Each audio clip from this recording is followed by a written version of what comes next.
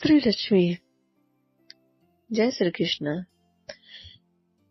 इसी दिन समुद्र मंथन के समय क्षीर सागर से लक्ष्मी जी प्रकट हुई थी और भगवान विष्णु को अपना पति स्वीकार किया था।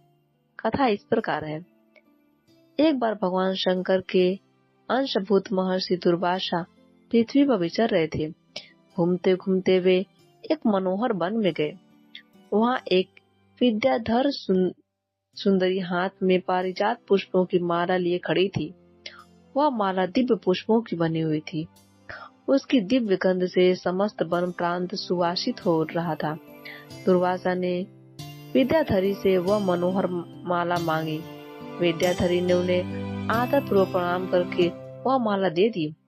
माला लेकर उन्मत्त वेशधारी मुनि ने अपने मस्तक पर डाल ली और पुनः पृथ्वी पर भ्रमण करने लगे। इसी समय मुनि ने देवराज इंद्र को देखा, जो मत वाले ऐरावत पर चढ़कर आ रहे थे। उनके साथ बहुत से देवता भी थे। मुनि ने अपने मस्तक पर पड़ी माला उतारकर हाथ में ले ली। उसके ऊपर भौरे गुंजार कर रहे थे। जब देवराज समीप आए तो दुर्वासा ने पागलों की तरह वह माला उनके ऊपर फेंक दी। देवराज ने उसे ऐरावत के मस्तक पर डाल दिया। ऐरावत ने उसकी तीव्रता गंध से आकर्षित हो सूंड से माला उतार ली और सूंघकर पृथ्वी पर फेंक दी।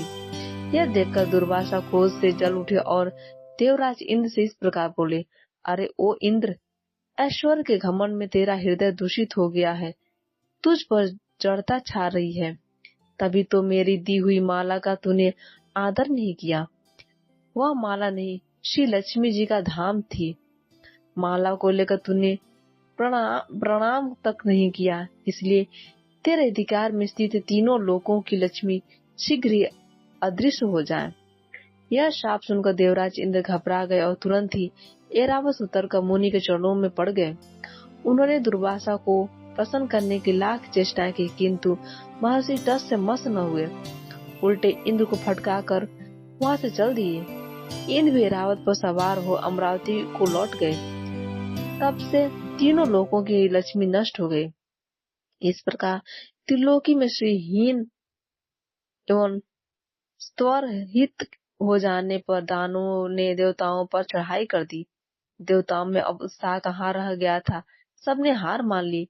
फिर सभी देवता ब्रह्मा जी के शरण में गए।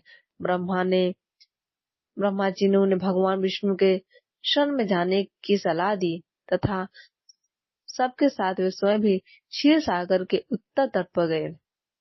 वहां पहुंचकर ब्रह्मा आदि देवताओं ने बड़ी भक्ति से भगवान विष्णु का स्तवन किया।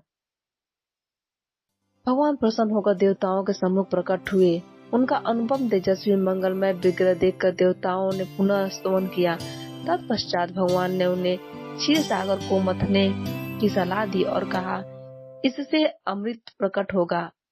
उसके पान करने से तुम सब लोग अजर अमर हो जाओगे। किंतु यह कार्य बहुत दुष्कर है। तुम्हें दैत्यों को भी अपने साथी बना लेना चाहिए। मैं तो तुम्हारी सहायता करूंगा ही।